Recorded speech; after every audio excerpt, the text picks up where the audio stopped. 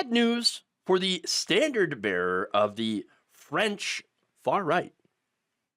Marine Le Pen has been officially banned from being able to run for office, at least for the next 5 years.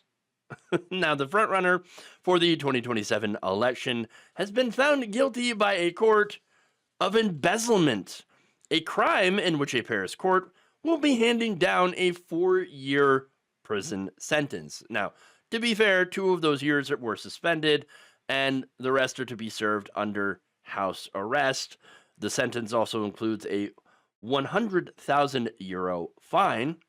Her party, the National Rally, was also ordered to pay a €2 million fine for the 4.1 million euros that it was accused of embezzling.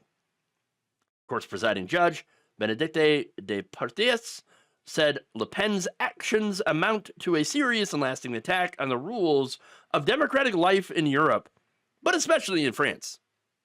Especially in France. Okay. She said Le Pen's immediate ban on standing for office was tied to democratic public unrest that would result from an election of a person convicted of embezzlement.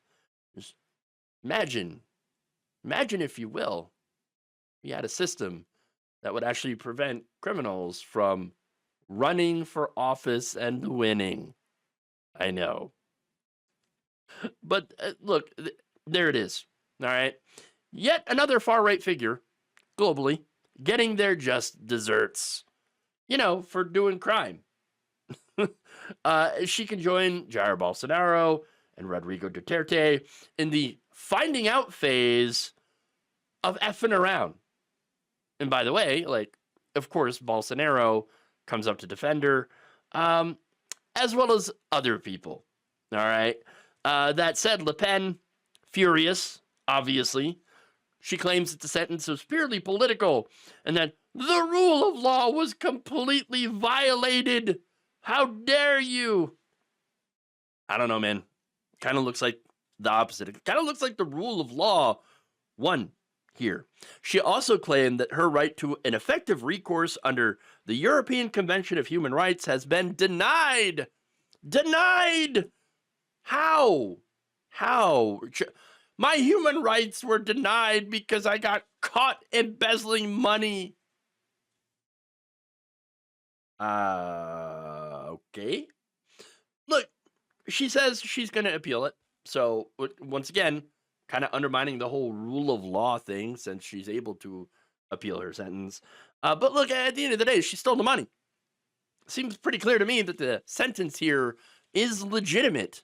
Look, the investigators found that Le Pen, her party, the National Rally, and 24 co-defendants had misappropriated funding from the European Parliament meant to pay for parliamentary assistance. Okay, so they're given money to get assistance for Parliament. But what happened? What did she do instead? She instead used that money to pay for party employees who did not work on EU-related business, for a period of about 12 years. So, just, taking them money, paying people to do her own thing, their own thing, for 12 years. For a total of more than 4 million euros, 474,000 of which Le Pen was personally responsible for.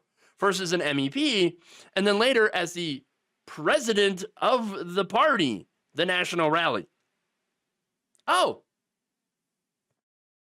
In a ruling that exceeded 150 pages, the 3-judge panel that heard the case ruled that the party's scheme allowed it to effectively bypass spending rules meant to even the playing field for French political parties.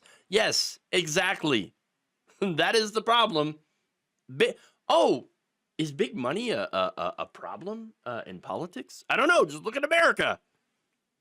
you do, and it's like, oh yeah, it turns out, yeah, when parties do not have an even playing field, you generally get massive right-wing parties that win elections that have a massive disadvantage. Yes, like we do here in this country.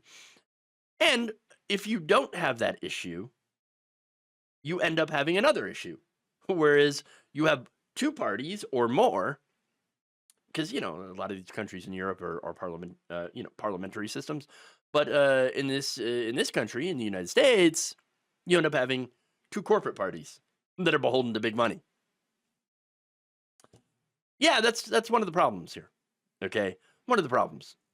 So that said, let me go to the response here from, well, let's say thieves of a feather. Okay, Donald Trump weighed in on Monday saying that Le Pen's conviction was a, quote, very big deal. Very big deal. Oh, okay. She was banned from running for 5 years, and she's a leading candidate. That sounds like this country, he told reporters in the Oval Office.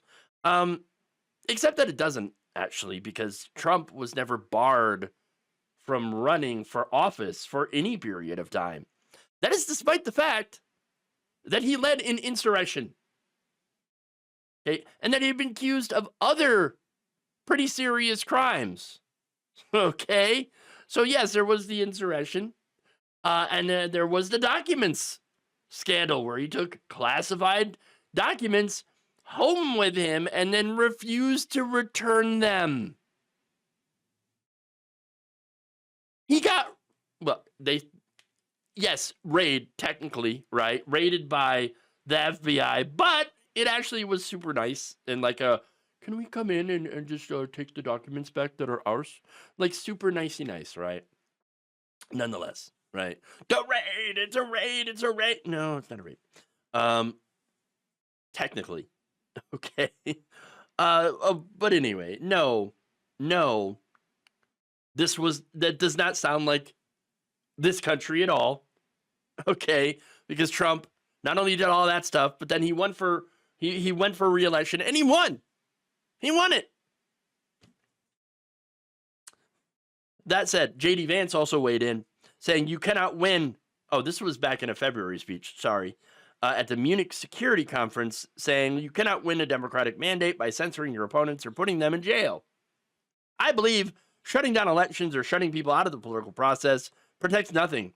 In fact, it is the most surefire way to destroy democracy. Sure, unless, of course, that politician happens to also be a criminal. And that is the key here. Running for office or being in office should not protect you from the law if you commit a crime. You are not supposed to be above the law. Now, unfortunately, of course, thanks to people like Donald Trump, all you have to do to get away with a crime is either win an election or be a donor to the winner. I talked about how, there was a person that has gotten himself in trouble with the law that happened to be a $40,000 donor to Republican causes, including Donald Trump, that is no longer being investigated. Okay, it was a former CEO of Fat Inc. Okay, got himself into a little bit of trouble, but don't worry, those donations, would you look at that? It gave to Donald Trump and the Republican Party, and no longer is the Justice Department looking into him. Oh, is that an investigation? Oh, free to go, sir. Free to go. Oh, gotcha. So that's how that happens. Look, remember, Nixon said that it's not a crime if the president does it. And that seems to be where Trump is getting his, his inspiration from. And by the way, Trump himself said, if it saves a country, it's not illegal.